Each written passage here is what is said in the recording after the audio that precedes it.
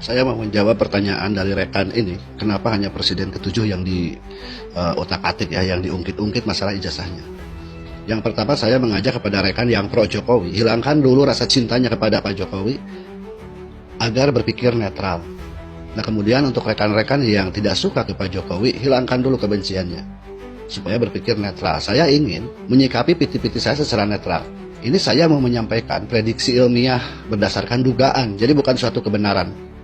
Bahwa perjuangan Roy Suryo, Dr. Tipa, Pak Rismon, Pak Ramli dan kawan-kawan dalam mengungkap tabir tentang ijazah Pak Jokowi ini, itu yang pasti bukan perjuangan murni, dorongan hati, ingin mengungkap kebenaran yang didasari demi kepentingan rakyat.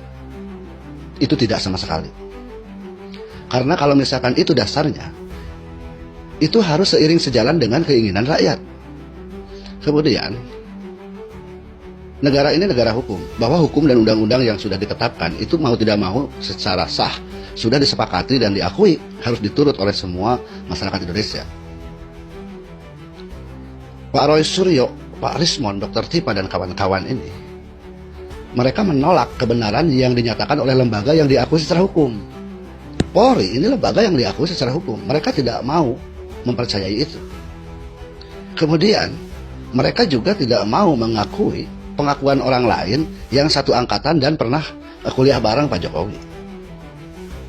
Yang paling penting, kenapa saya bilang bahwa mereka berjuang ini bukan karena murni ingin mencari suatu kebenaran dan mengungkap kebohongan. Karena Pak Rismon pernah bilang di TV bahwa hasil daripada keputusan Bareskrim bahwa ijazah Pak Jokowi asli itu bukan kebenaran yang absolut. Nah, kalau misalkan bahasanya kebenaran yang absolut yang diminta, kenapa pengakuan dari UGM tidak diterima juga? Ibarat kita punya STNK, kita menanyakan ke polisi lalu lintas, kata polisi lalu lintas ya ini STNK asli, itu bisa benar. Kita mau bertanya kepada teman yang sama-sama punya STNK, oh iya benar ini asli, itu juga bisa benar. Tetapi kalau kebenaran yang absolut, keaslian STNK bawa ke Samsat. Kalau kata Samsat, iya itu asli, tentu berdasarkan bahannya, tulisannya, dan data yang tercantum di Samsat, maka itulah kebenaran yang absolut. Ijazah Universitas Gadjah Mada, ketika Universitas Gadjah Madanya menyatakan bahwa itu asli dan terdaftar, mereka juga tidak mengakui. Jadi artinya bahwa perjuangan Roy Suryo dan kawan-kawan ini saya anggap ya, ini tidak murni. Apa kemungkinannya? Ada dua kemungkinannya. Kemungkinan yang saya sampaikan juga tidak murni kebenaran. Ini adalah asumsi berdasarkan fakta yang sudah berlalu. Yang pertama, kemungkinannya adalah ada kekuatan di belakang dan Roy Suryo beserta kawan-kawan ini wayang. Perlu diingat bahwa Pak Jokowi berkuasa selama 10 tahun. Ada beberapa pihak yang kepentingannya dirugikan. Pihak asing. Kenapa saya bisa berbicara bawa-bawa asing? Karena ada suatu pengakuan, walaupun itu juga belum tentu benar. Isu ijazah ini berkembang ketika Pak Jokowi masih menjabat, tetapi mencuat ketika Pak Jokowi setelah tidak menjabat. Bahwa di belakang ini ada kekuatan asing yang merasa dirugikan oleh kebijakan Pak Jokowi.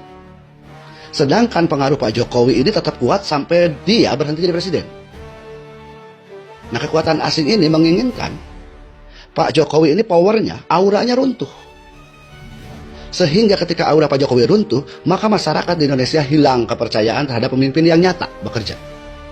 Jadi suatu ketika ke depan, ketika ada pejabat-pejabat presiden, pemimpin-pemimpin Indonesia, dia bekerja benar, membangun, dan lain-lain, masyarakat itu sudah tidak percaya lagi. Karena akan mencontoh kepada Pak Jokowi.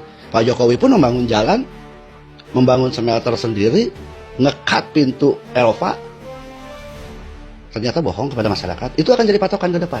Maka di dalam keadaan negara, ketika rakyat dan pemimpinnya sudah tidak satu kesatuan, disitulah mereka asing ini akan menguasai. Itu kemungkinan. Jadi kemungkinan yang pertamanya adalah ada kekuatan asing yang ingin menguasai Indonesia secara sistem.